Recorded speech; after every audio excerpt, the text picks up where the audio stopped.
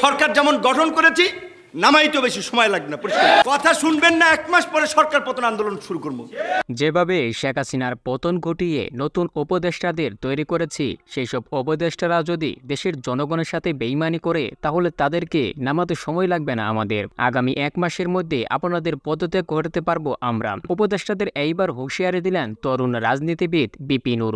গুটি কয়েক ছাত্র সমন্বয়কে নিয়ে ভাববেন আপনারা সব পরিচালনা করবেন। এখন ডাক দেন, দেখেন সমন্বয়কদের পিছনে 1000 মানুষ পান কিনা।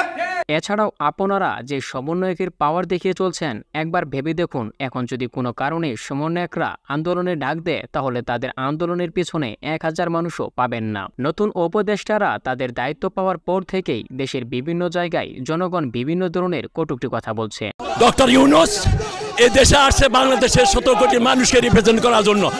তাদের অনেকেই বলছে ডক্টর ইউনূস যিনি প্রধান উপদেষ্টা হয়েছেন তিনি ছিলেন একসময় সুদখোর। গ্রামীণ ব্যাংকের ঋণ দিয়ে সাধারণ জনগণের বিপুল পরিমাণ অর্থ তিনি আত্মসাৎ করে দেশ থেকে পালিয়ে গিয়েছিলেন। তিনি আবারও এসেছেন দেশের উপদেষ্টা হিসেবে। এইবার জনগণ বলছেন তিনি এইবার দেশের সকল টাকা লুটে নিয়ে আবারও বিদেশে চলে যাবে। সাম্প্রতিক একটি অনুষ্ঠানে এসে এই বিষয় নিয়ে কথা বলেন তরুণ রাজনীতিবিদ বিপি নূর। তিনি বলেন, শেখ হাসিনা সরকারকে আমরা যেভাবে ক্ষমতা থেকে নামিয়েছি, আপনাকে নামাতে আমাদের সময় লাগবে না। সরকারকে যেমন আমরা ক্ষমতায় বসিয়েছি তেমনি আমরা ক্ষমতা থেকে তাকে নামাতেও পারি। যদি তিনি জনগণের কথা মতো না চলে তাহলে আগামী 1 মাসের মধ্যে তার পদত্যাগের দাবি নিয়ে মাঠে নামবে সাধারণ জনগণ।